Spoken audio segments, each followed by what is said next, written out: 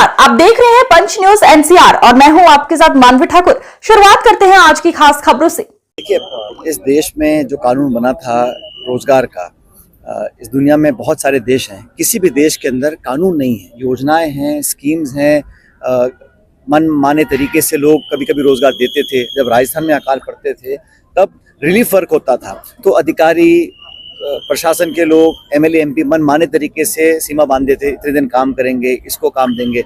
Sonia Gandhi ji Congress party ने एक कानून बनाया, अधिकार दिया कि प्रत्येक ग्रामीण क्षेत्र में रहने वाले परिवार के एक सदस्य को 100 दिन का हक दिया था।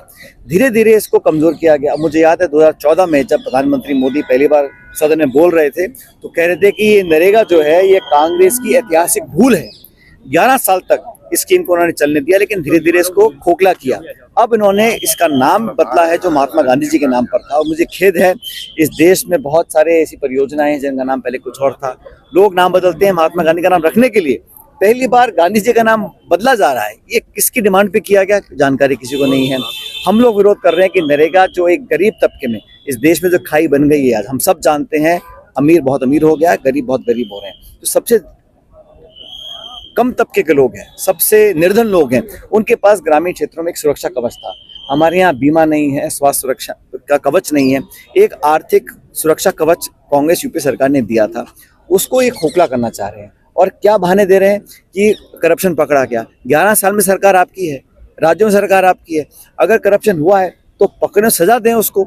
लेकिन ये स्कीम को खत्म करने की ओर बढ़ रहे हैं और पूरे देश में कांग्रेस पार्टी, इंडिया अलायंस, आम जन इसके विरोध में है। अब कह रहे हैं कि हम इसको नरेगा 2.0 कर रहे हैं, मतलब हम 100 का 125 दिन कर रहे हैं। 100 दिन तो पूरे हो नहीं रहे, बजट कम कर रहे हैं। पहले निर्णय गांव में ले जाते थे, गांव में पंचायत होती थी, पंच, वार्ड पंच, सरपंच बैठ के निर्णय करते थे, कहाँ कुआं खुदेगा, कहाँ सड़क बनेगी, कहाँ स्कूल का निर्माण होगा।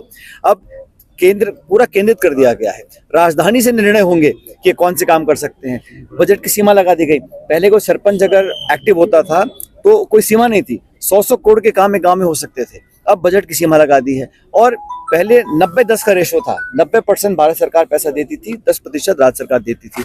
अब 60-40 कर दिया। कौन सी राज्य सरकार है जो इतना बोझ वहन कर सकती है? मतलब ये पिछले दरवाजे से इस नरेगा को खत्म करना चाहते हैं। और मुझे लग रहा है कि बजाय कोई सकारात्मक काम करें, बड़े बड़े उद्योगपतियों के लिए आप निजीकरण कर दीजिएगा, एयरपोर्ट का, हवाई अड्डे का, रेलवे का, बांध का, खान का।